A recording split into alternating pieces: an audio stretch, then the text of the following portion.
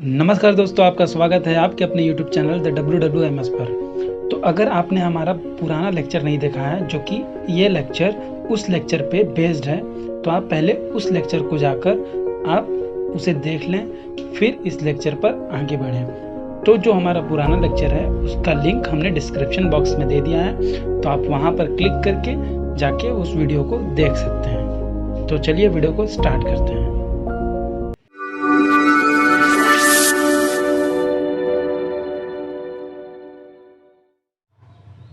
तो दोस्तों, आज के इस वीडियो में हम लोग पढ़ेंगे, सबसे पहले पढ़ेंगे 1 ओम का डेफिनेशन, ठीक।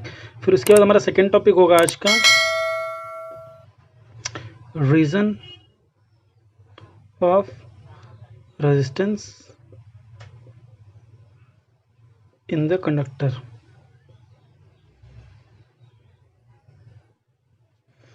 रीजंस पढ़ेंगे रेजिस्टेंस के, आखिरकार कंडक्टर में रेजिस्टेंस होता क्यों है।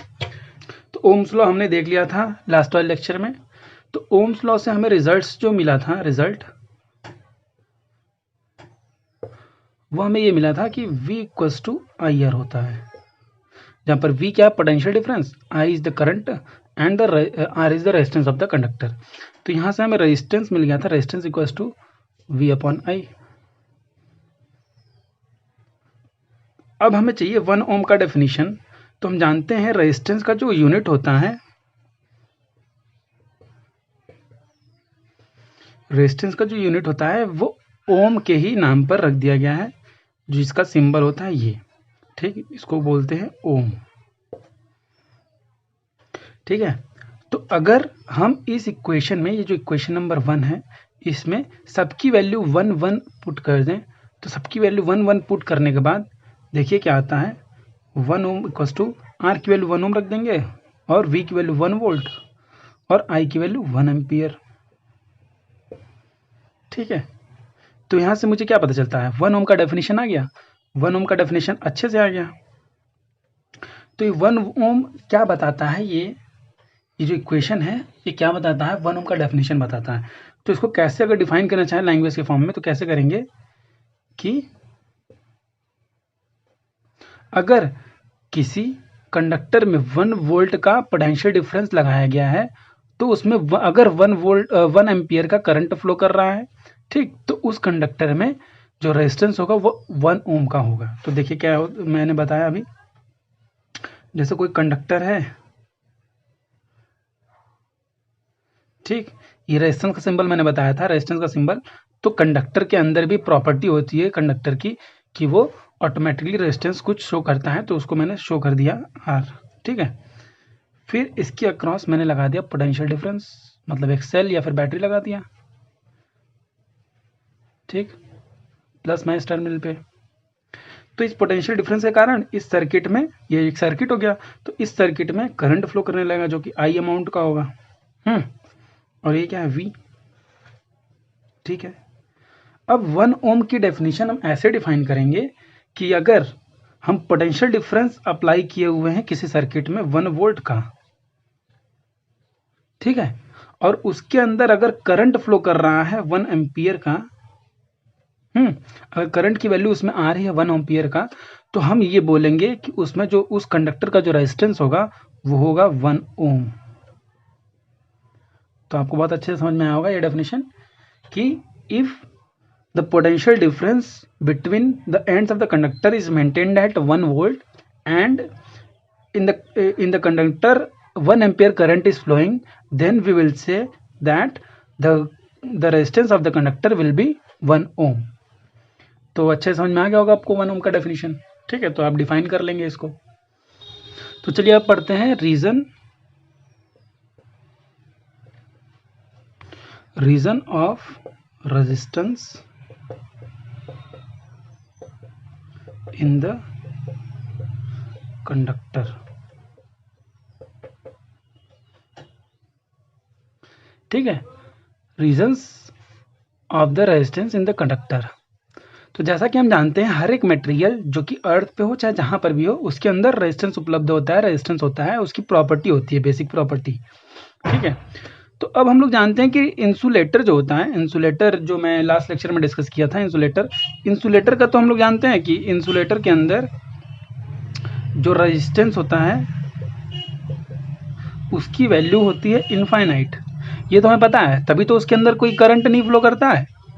इंसुलेटर या फिर इसको बोलते हैं नॉन कंडक्टर, इंसुलेटर को ही बोलते हैं नॉन कंडक्टर।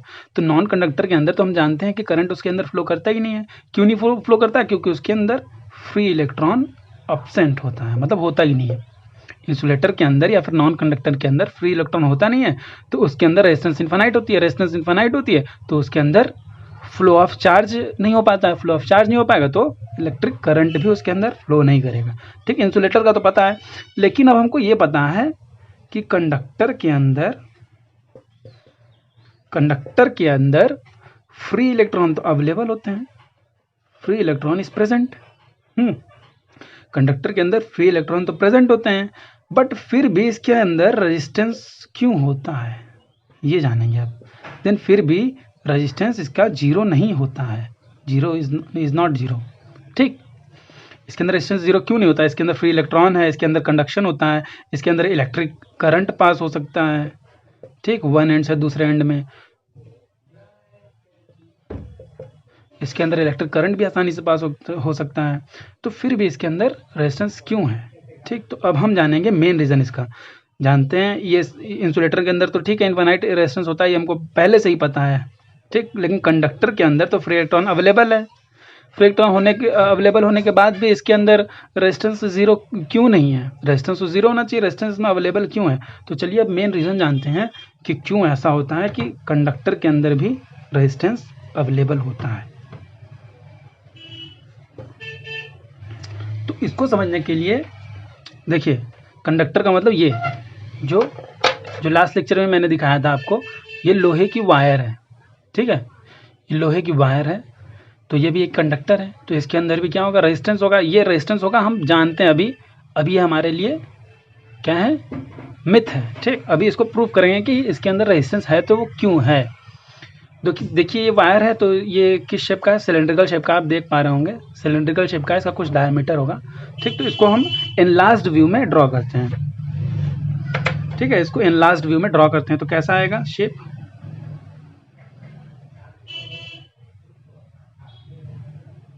कुछ ऐसा सिलेंड्रिकल टाइप का आएगा। ठीक, अब ये हम जानते हैं कि ये मेटल है, तो इसके अंदर इनफाइनाइट नंबर ऑफ एटम्स होंगे। तो एटम के अंदर की पार्टिकल मतलब एटॉमिक स्ट्रक्चर मैंने बताया था, सेकंड या थर्ड लेक्चर में बताया हूँ, आप देख लीजिएगा उसको।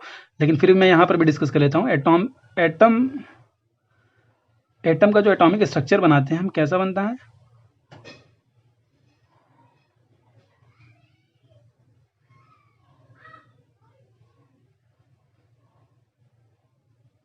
ये है एटम। इसमें इनफाइनाइट नंबर ऑफ एटम्स होंगे, छोटे छोटे, वो माइक्रोन साइज के होते हैं, नैनो साइज के होते हैं, वो हमको दिख नहीं सकते हैं। ठीक, लेकिन वो प्रेजेंट होता है। तो प्रेजेंट किस फॉर्म में होता है उसको मैं एनलार्ज व्यू में यहाँ पर दिखा रहा हूँ, एटम का एनलार्ज्ड व्यू, काफ़ी बड़ा व्यू। ठीक, ये एटम है, तो ये क्या है? इसका न्यूक्लियाई या फिर न्यूक्लियस। ठीक, न्यूक्लियस है, और न्यूक्लियस के अंदर क्या क्या प्रेजेंट होते हैं? प्रोटॉन होता है प्लस न्यूट्रॉन होता है। प्रोटॉन के ऊपर चार्ज क्या होता है? पॉजिटिव। न्यूट्रॉन के ऊपर चार्ज क्या होता है? ये चार्जलेस होता है, मतलब जीरो चार्ज, मतलब ये न्यूट्रल होता है। ठीक, तो ओवरऑल जो नेट चार्ज आया वो न्यूक्लियस पे क्या आया? नेट चार्ज क्या आ गया? पॉजिटिव। ठीक है, नेट चार्ज पॉजिटिव आ गया न्यूक्लियस पे। और इलेक्ट्रॉन घूमते रहते हैं इसके चारों ओर, ये बताया था मैंने, इलेक्ट्रॉन घूमते रहते हैं इसके चारों ओर।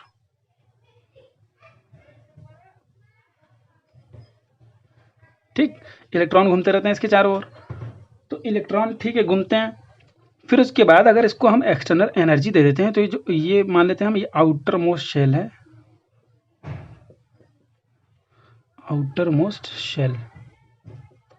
ठीक, इस एटम का ये आउटर मोस्ट शेल है, इसके अंदर 3 इलेक्ट्रॉन्स प्रेजेंट हैं। तो अगर हम क्या करते हैं इसके, तो फिर ये जो आउटर मोस्ट शेल में जो इलेक्ट्रॉन्स होंगे वो न्यूक्लियस पे, मतलब ये न्यूक्लियस जो है इसके ऊपर बहुत कम फोर्स लगा रहा होगा, क्योंकि ये सबसे आउटर मोस्ट इलेक्ट्रॉन्स हैं। तो फिर अगर हम एक्सटर्नल, बताया था मैंने, जैसे कि एक्सटर्नल अगर एनर्जी इसको देते हैं तो ये एक्साइटेड हो जाते हैं। एक्साइटेड होने के बाद क्या हो जाते हैं? फ्री। ठीक है, फ्री हो जाते हैं। तो इसको क्या बोलते हैं, फ्री इलेक्ट्रॉन। इसका नाम जानते हैं हम क्या, फ्री इलेक्ट्रॉन। ठीक, इसको अब जानते हैं नाम से फ्री इलेक्ट्रॉन। तो फ्री इलेक्ट्रॉन को बताने के लिए मैंने इतना कॉन्सेप्ट डिस्कस किया था। अब चलिए समझते हैं इस मेटल के अंदर। तो इसको मिटा देते हैं। तो आप जान गए कि फ्री इलेक्ट्रॉन है। अब एक और बात जान लीजिए इस पर कि ठीक है, ये मैं फिर से वैसा ही कुछ बना दे रहा हूँ स्ट्रक्चर। ठीक, इसमें 2 ही शेल दिखा रहा हूँ। तो यहाँ से अगर फ्री इलेक्ट्रॉन निकल गया, ठीक, फ्री इलेक्ट्रॉन निकल गया, अगर फ्री इलेक्ट्रॉन निकल गया एक्साइटेड होने के बाद, तो अब देखिए, अब ये हमको पता होता है एटम्स के अंदर, एटम्स स्टार्टिंग में किस पोजीशन में होते हैं, कैसे होते हैं, न्यूट्रल होते हैं।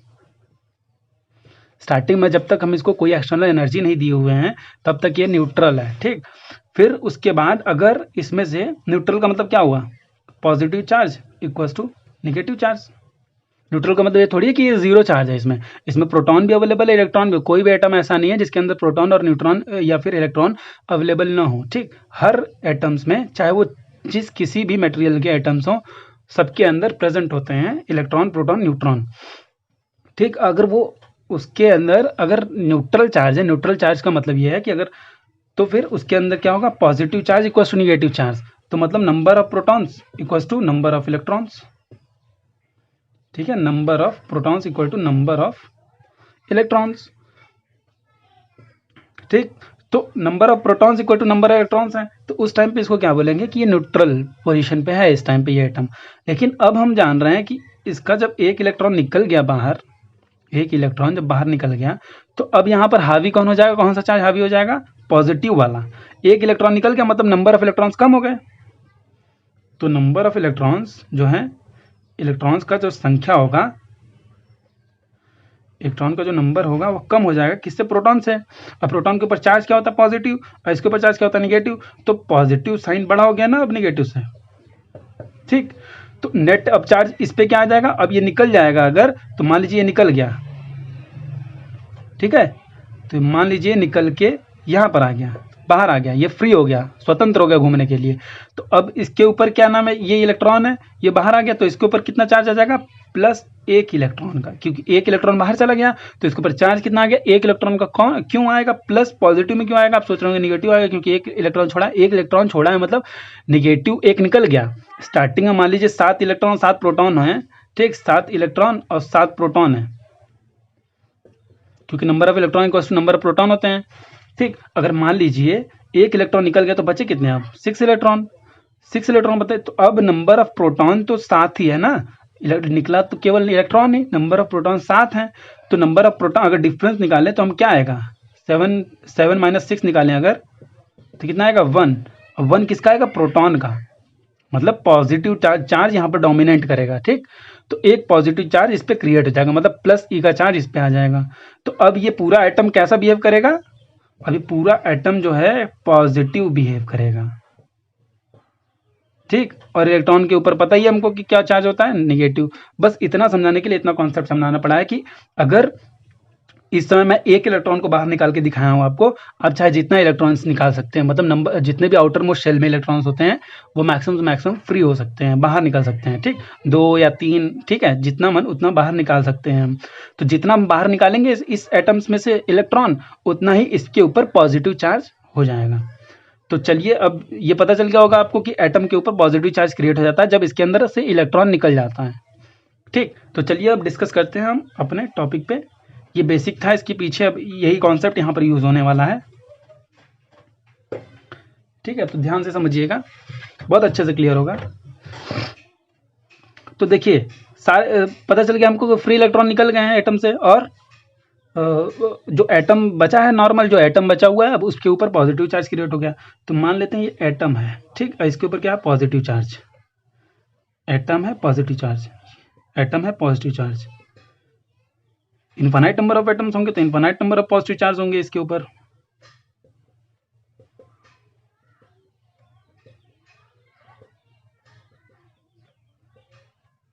ठीक है, पॉजिटिव चार्ज होंगे एटम्स पे, और फ्री इलेक्ट्रॉन मूव है, इलेक्ट्रॉन मतलब मूव कर रहा है इसमें अंदर। इसी मटेरियल में इस एटम से अगर इलेक्ट्रॉन निकल गया है तो कहाँ पर है, इस मटेरियल में ही तो है, मूव कर रहा है इलेक्ट्रॉन, ऐसे ऐसे कहीं पर बिखरा पड़ा है यहाँ पर इलेक्ट्रॉन। नंबर ऑफ इलेक्ट्रॉन्स भी कितने होंगे, infinite number of electrons, billions of electrons होते हैं एक मटेरियल के अंदर। तो फिर अभी इसके ऊपर कोई भी मैंने एक्सटर्नल पोटेंशियल डिफरेंस को मेंटेन नहीं किया, मतलब लगाया नहीं है कोई भी बैटरी या फिर सेल, तो ये चार्ज कैसे मोशन करेंगे, रैंडम, ठीक है, रैंडम मूव करेंगे। ये मैंने लास्ट 2 लेक्चर्स में डिस्कस किया हुआ है। रैंडम मतलब कोई भी इसका फिक्स डायरेक्शन नहीं होगा, कहीं पर भी मूव करेगा ये, इसका कोई भी फिक्स डायरेक्शन होगा नहीं, ठीक है। तो इलेक्ट्रॉन्स मूव कर रहे हैं इधर उधर कहीं पर भी, और एटम्स क्या है, फिक्स है अपने पोजीशंस पर, जिसके ऊपर पॉजिटिव चार्ज है।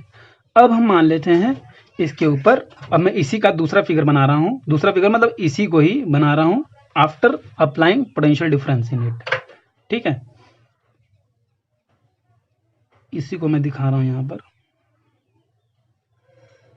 बहुत डिटेल में मैं समझा रहा हूँ।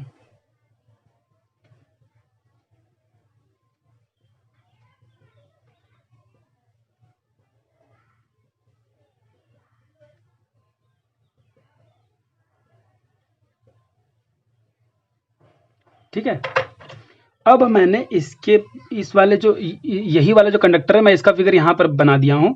अब अगर मैंने इस पे इलेक्ट्रॉन्स भी होंगे, ठीक, इलेक्ट्रॉन्स होंगे, फ्री इलेक्ट्रॉन्स होंगे अवेलेबल,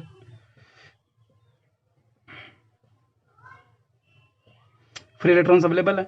अब मैंने क्या किया, इस पे पोटेंशियल डिफरेंस लगा दिया, एक बैटरी का कनेक्शन कर दिया इस कंडक्टर के साथ में, ठीक है। ये क्या है, कंडक्टर का मैंने शो किया हूँ यहाँ पर फिगर, कंडक्टर है ये, सेम कंडक्टर जो ऊपर वाला था वही नीचे वाला भी है, लेकिन कब है, ऊपर वाले में मैंने कोई भी पोटेंशियल डिफरेंस अप्लाई नहीं किया और नीचे वाले में पोटेंशियल डिफरेंस अप्लाई कर दिया। तो मान लीजिए मैंने V वोल्ट का कोई भी पोटेंशियल डिफरेंस इसके ऊपर कनेक्ट कर दिया है, और ये पॉजिटिव या निगेटिव, तो यहाँ पर ये क्या आ जाएगा, पॉजिटिव, यहाँ पर निगेटिव, क्योंकि सेम वायर है, निगेटिव टर्मिनल से जो वायर कनेक्टेड है वो निगेटिव रहेगा, पॉजिटिव टर्मिनल से जो वायर कनेक्टेड है वो पॉजिटिव हो जाएगा। तो इस कंडक्टर के एंड पे इस तरफ पॉजिटिव आ जाएगा, इस तरफ निगेटिव आ जाएगा। तो अब क्या करेगा, ये जो निगेटिव वाला चार्ज है, यहाँ पर चार्ज निगेटिव, यहाँ पर पॉजिटिव चार्ज है, यहाँ पर निगेटिव चार्ज है, तो अब ये क्या करेगा, सारे इलेक्ट्रॉन्स पे कौन सा चार्ज होता है, निगेटिव, तो ये निगेटिव चार्ज सारे इलेक्ट्रॉन्स पे जितने भी निगेटिव चार्ज होते हैं अवेलेबल, सबको क्या करेगा, रिपेल, क्योंकि मैंने बताया था सेम चार्ज जो होते हैं,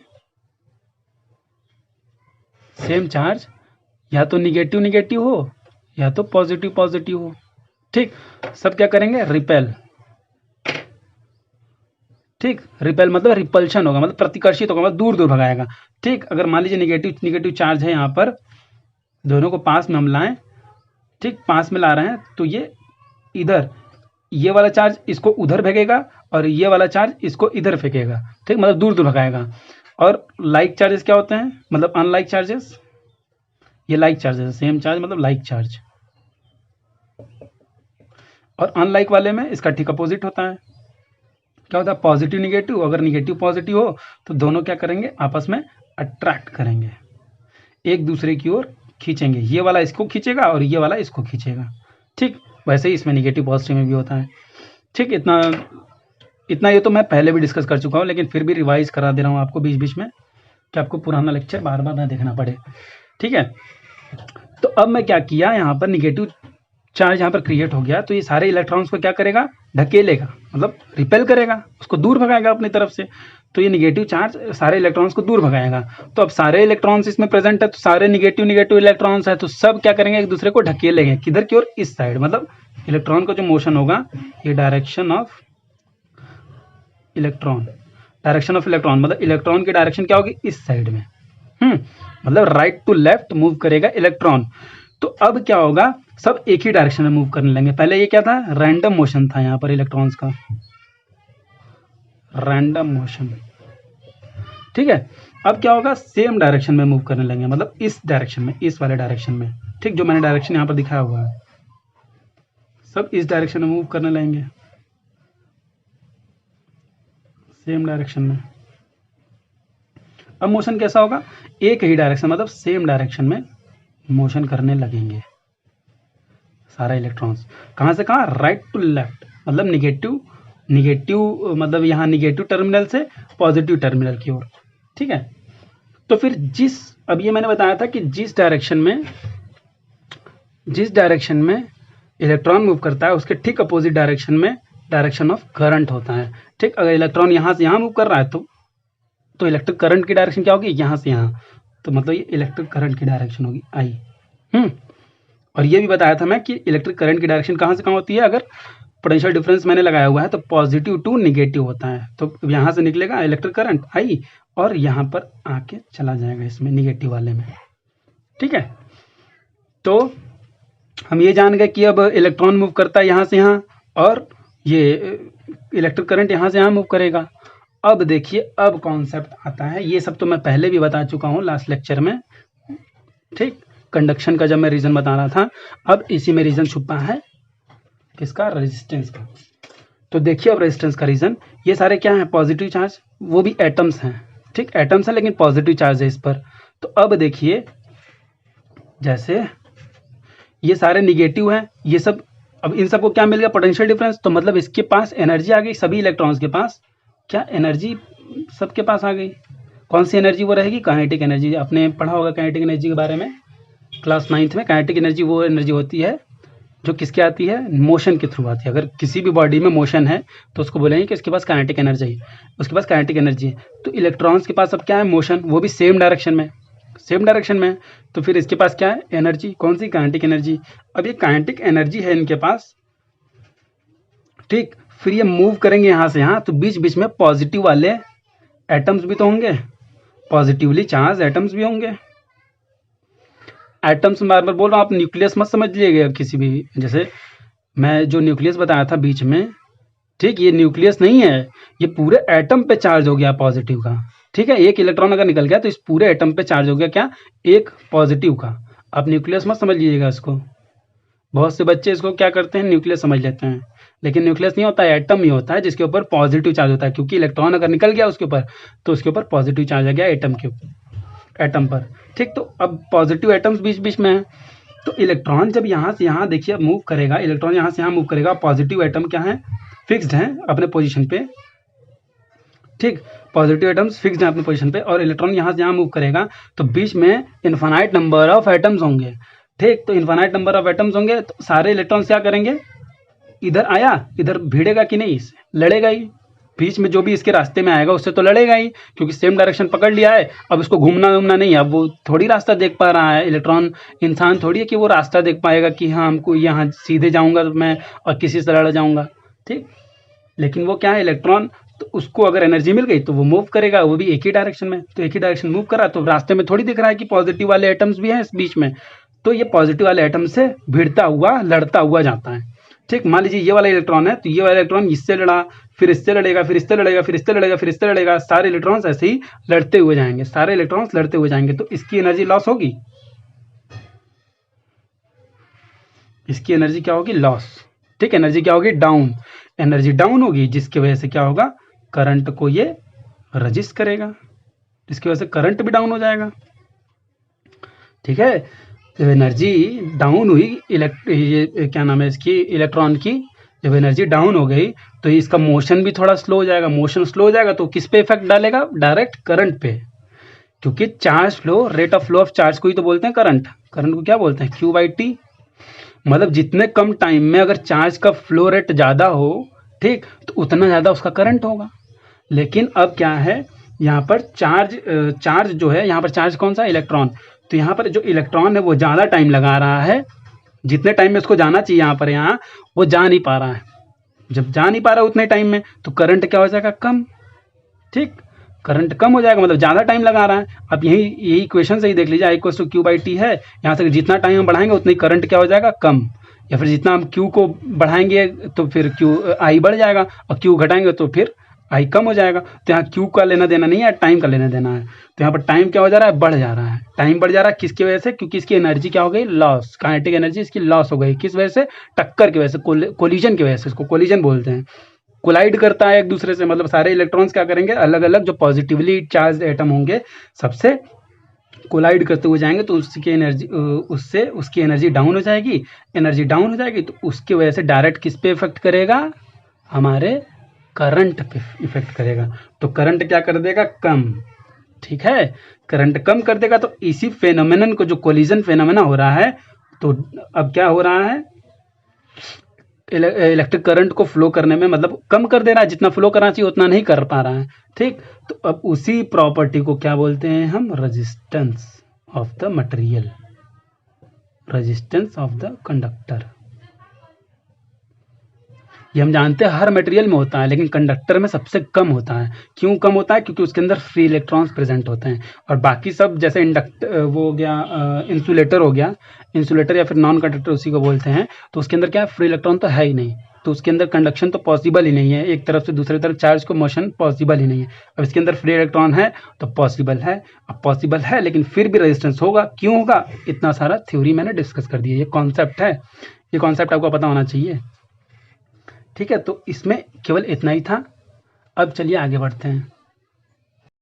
तो दोस्तों, अब हमने जान लिया कि रेजिस्टेंस का मेन रीज़न क्या होता है। रेजिस्टेंस किसी भी अगर कंडक्टर या फिर मटेरियल में है तो वो क्यों होता है, उसकी प्रॉपर्टी के कारण, वो बेसिक प्रॉपर्टी होती है पर्टिकुलर मटेरियल की। तो चलिए अब हम जानते हैं कि रेजिस्टेंस की बेसिस पर मटेरियल को कैटेगराइज किया गया है, जो कि 3 पार्ट में है। पहला है गुड कंडक्टर,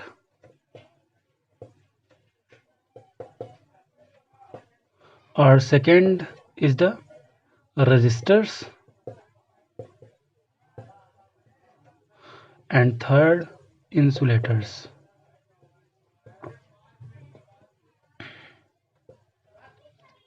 ठीक है, वैसे 2 और टाइप के मटेरियल्स होते हैं, लाइक मान के चलते हैं, अगर ये वैसे आपके सिलेबस में है नहीं लेकिन होते हैं। एक को बोलते हैं सेमी कंडक्टर्स। वैसे कंडक्टर होते हैं 2 टाइप के, कंडक्टर होते हैं 2 टाइप के। एक होता है सेमी कंडक्टर, एक होता है सुपर कंडक्टर।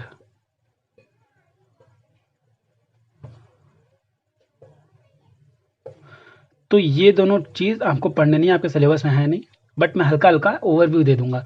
तो सबसे पहले आप जान जाइए गुड कंडक्टर क्या होते हैं। On the basis of resistivity है, on the basis of resistance.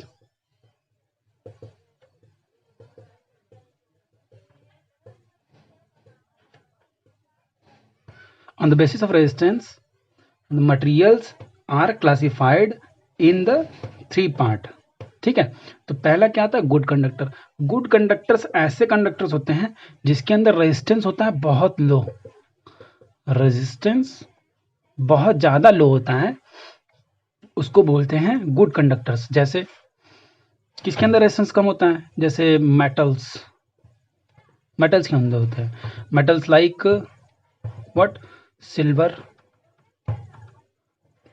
Copper, aluminium,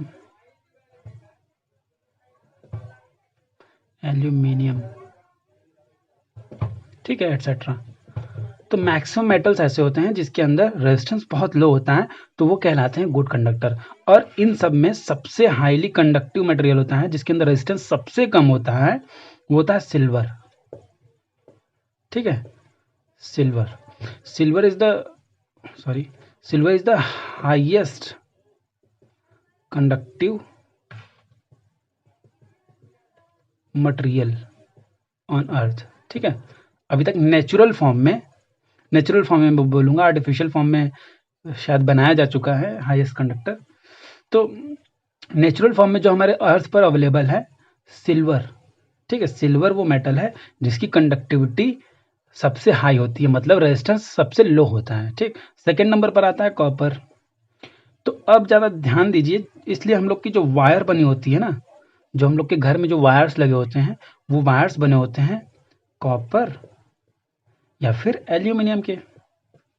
आपने सुना होगा हमेशा जो वायर बनते हैं वो या तो कॉपर के बनेंगे या तो एल्यूमिनियम के। तो सिल्वर के क्यों नहीं बनाते हम लोग? सिल्वर के इसलिए नहीं बनाते हैं, सिल्वर बहुत ज़्यादा कॉस्ट इफेक्टिव मटेरियल है, सॉरी कॉस्ट इफेक्टिव नहीं, कॉस्टली मटेरियल है, sorry it's a costly material.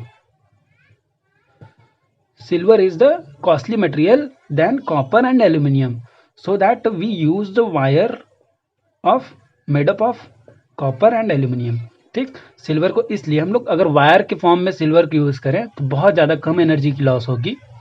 ठीक, और उसकी रेजिस्टेंस काफ़ी लो होगा, तो हम लोग का जो पावर एफिशिएंसी होगी वो हाई बढ़ जाएगी। अगर सिल्वर का हम लोग वायर सिल्वर का वायर यूज़ कर नहीं सकते क्योंकि ये बहुत कम मात्रा में अर्थ पर अवेलेबल है, इसलिए महंगा है। ठीक, महंगा है तो हम लोग यूज़ नहीं कर सकते, तो उसके बजाय किसकी यूज़ करते हैं? कॉपर को। कॉपर सेकेंड नंबर का मटेरियल है जिसको हम यूज़ करते हैं, और उसके बाद यूज़ करते हैं एल्यूमिनियम। और एल्यूमिनियम का भी अगर वायर आप परचेज करते होंगे तो वो सस्ता मिलता है in comparison with copper. Copper की वायर खरीदेंगे और एल्यूमिनियम की वायर खरीदेंगे तो एल्यूमिनियम का वायर सस्ता मिलता है। क्यों मिलता है? क्योंकि एल्यूमिनियम के वायर के खराब होने के चांसेस ज़्यादा होते हैं। क्यों? क्योंकि एल्यूमिनियम का जो क्या बोलते हैं उसको, एल्यूमिनियम का जो मेल्टिंग पॉइंट होता है, मेल्टिंग पॉइंट या फिर मेल्टिंग टेम्परेचर वो बहुत कम होता है। मतलब एक कम टेम्परेचर पे ही अगर इसका टेम्परेचर काफ़ी राइज हो गया ना तो फिर ये क्या हो जाएगा? खराब हो जाएगा, मतलब पिघल जाएगा, कहीं बीच में से पिघल जाएगा तो फिर वो पूरी सर्किट को खराब कर देगा। ठीक, इस वजह से कॉपर का जो वायर होता है वो थोड़ा महंगा मिलता है, और कॉपर मटेरियल भी थोड़ी महंगी है, इसलिए कॉपर का वायर ज़्यादातर यूज़ करते हैं। अगर हमको इलेक्ट्रिक सर्किट बनानी है, अपने घर के अंदर इलेक्ट्रिक वायरिंग करनी है, तो हम लोग कॉपर के वायर को प्रेफर करते हैं बजाय एल्यूमिनियम के। ठीक, तो अब चलिए पढ़ते हैं हम लोग रजिस्टर के बारे में।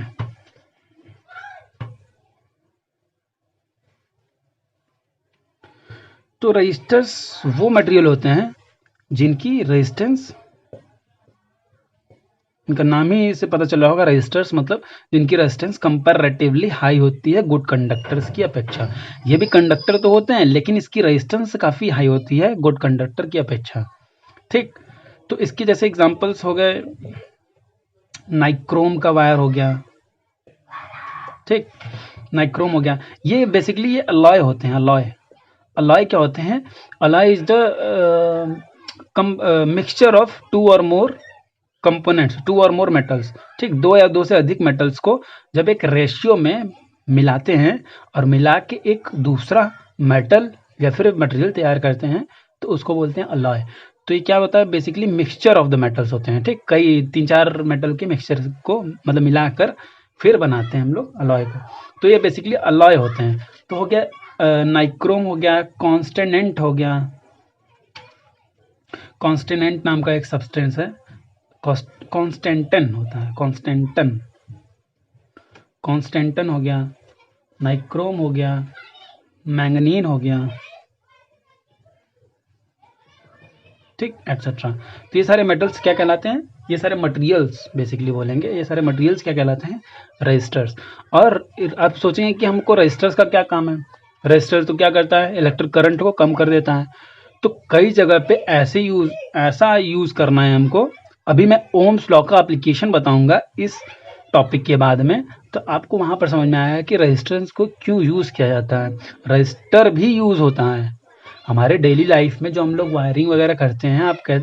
हम लोग जानते हैं कि रजिस्टर क्या करता है या फिर रेजिस्टेंस क्या करता है? हमारे इलेक्ट्रिक करंट को कम करता है। तो ये हमारे लॉस की बात हो गई, लेकिन कई जगह पे इसका फ़ायदा है, कई जगह पर इसका फ़ायदा है। वो फ़ायदा क्या है वो मैं आगे इस टॉपिक के बाद उसको डिस्कस करता हूँ। तो सबसे पहले ये जान जाइए कि क्या फ़ायदा है। एक फ़ायदा है ये, जैसे अगर नाइक्रोम का जो वायर होता है वो यूज़ होता है हीटर में। ठीक, हीटिंग एलिमेंट, प्रेस या फिर आयरन में, या आयरन प्रेस वाला है जो आप इस्त्री करते हैं। ठीक, जो इस्त्री करते हैं कपड़ों को, वो वाला आयरन है ये। आयरन में, हीटर में, गीज़र में, ये सब में यूज़ होता है नाइक्रोम का वायर। ठीक, तो अलग अलग जगह पे अलग अलग मटेरियल का यूज़ है। क्यों यूज़ है इसका, इसको अभी आगे हम लोग डिस्कस करेंगे, हीटिंग इफेक्ट ऑफ करंट। ठीक, तो उसमें हम लोग इसको डिटेल में डिस्कस करेंगे। अभी इतना बस जानना है कि इसकी रेजिस्टेंस हाई होती है और इसके कुछ एग्जांपल्स हैं ये, और इसका भी यूज़ है वो हीटिंग इफेक्ट में है। ठीक, उसको आगे हम डिस्कस करेंगे। और इंसुलेटर को कैटेगराइज करते हैं, अगर रेजिस्टेंस के लैंग्वेज में उसको डिफाइन करना चाहें तो इसकी रेजिस्टेंस जो होती है वो होती है इनफाइनाइट। इनफाइनाइट का मतलब इतना ज़्यादा रेजिस्टेंस होगा कि उसमें कंडक्टिविटी, करंट बिल्कुल भी पास नहीं कर सकता है। ठीक, मतलब इसकी कंडक्टिविटी ज़ीरो होगी। ठीक, कंडक्टिविटी क्या होगी, जीरो। जब रेजिस्टेंस इनफाइनाइट होगा तो कंडक्टिविटी जीरो होगी। ठीक, मतलब उसके अंदर बिल्कुल करंट पास करेगा ही नहीं। जैसे मार्कर है, मार्कर किससे बना हुआ है, प्लास्टिक से। तो प्लास्टिक के इसके एंड्स पर हम अगर पोटेंशियल डिफरेंस को लगा दें, ठीक, अब फिर भी मैं इसको अगर टच किया हूँ तो इस पर करंट नहीं, हमको करंट का झटका नहीं फील होगा। क्यों नहीं फील होगा, क्योंकि इसके अंदर फ्री इलेक्ट्रॉन्स नहीं होते हैं। अब इसके बारे में मैं बता चुका हूँ पहले कि इंसुलेटर्स क्या होते हैं। इंसुलेटर इस समय मैं रेजिस्टेंस के बेसिस पे बता रहा हूँ कि उसको कैसे कैटेगराइज किया गया है मटेरियल्स को, उस टाइम पे बता रहा हूँ। पहले भी इसको मैं डिस्कस कर चुका हूँ, जो कि सेकेंड या थर्ड लेक्चर में आई थिंक होगा। उसको आप लोग देख लीजिएगा अगर अच्छे से समझना हो तो। वैसे मैं यहाँ पर भी बता दे रहा हूँ उसकी रेजिस्टेंस क्या होती है, इनफाइनाइट। वो इनफाइनाइट रेजिस्टेंस होगी। जैसे रबर हो गया, जैसे एग्जांपल समझ लेते हैं, रबर हो गया, प्लास्टिक्स हो गए, ठीक, ग्लास हो गया, ड्राई वुड हो गया, ठीक, ये सब, और प्योर वाटर एटसेट्रा। तो ये सारे मटेरियल जो होंगे वो क्या होंगे, इंसुलेटर, क्योंकि इनके अंदर करंट बिल्कुल भी पास नहीं करता है। और इनका यूज भी है। इनका यूज कहाँ कहाँ है, इनका यूज है हैंड ग्लव्स बनाने में। हैंड ग्लव्स जो कि शॉक प्रूफ हो, शॉक प्रूफ हैंड ग्लव्स,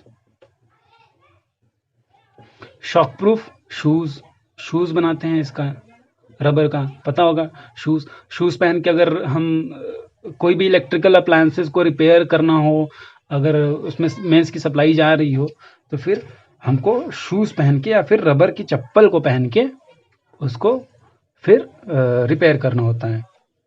तो इसका यूज वहां पर है, ठीक है। तो बेसिकली 3 कैटेगरीज में डिवाइड किया जाता है, ये मैंने बता दिया। अब कंडक्टर्स को भी 2 टाइप के कंडक्टर्स में डिवाइड किया जाता है, सेमी कंडक्टर्स और सुपर कंडक्टर्स। सेमी कंडक्टर वो कंडक्टर होते हैं जो कभी कभी इंसुलेटर की तरह बिहेव करते हैं और कभी कभी कंडक्टर की तरह बिहेव करते हैं, ठीक, लाइक डायोड, ट्रांजिस्टर्स, ठीक है। तो ये सब क्या होते हैं, सेमी कंडक्टर्स कहलाते हैं। और सुपर कंडक्टर क्या होता है, एक क्रिटिकल टेम्परेचर होता है उस मटेरियल का। ये सुपर कंडक्टर कोई मटेरियल्स होते हैं, तो उन मटेरियल में क्या होता है, एक क्रिटिकल टेम्परेचर होता है, ऐसा टेम्परेचर जहां पर राइज होने के बाद, जहां तक पहुंचने के बाद उस मटेरियल का टेम्परेचर, करंट अचानक से इनफाइनाइटली बढ़ जाता है, ठीक, बहुत ज्यादा बढ़ जाता है, तो उसको बोलते हैं सुपर कंडक्टर्स। इनका भी बहुत ज्यादा यूज है, ठीक। तो ये सब बेसिकली ये दोनों के बारे में आपके सिलेबस में है नहीं, आपको मेनली ये 2-3 पढ़ना है। इसका मैं फिर भी मैं इंट्रो दे चुका हूँ।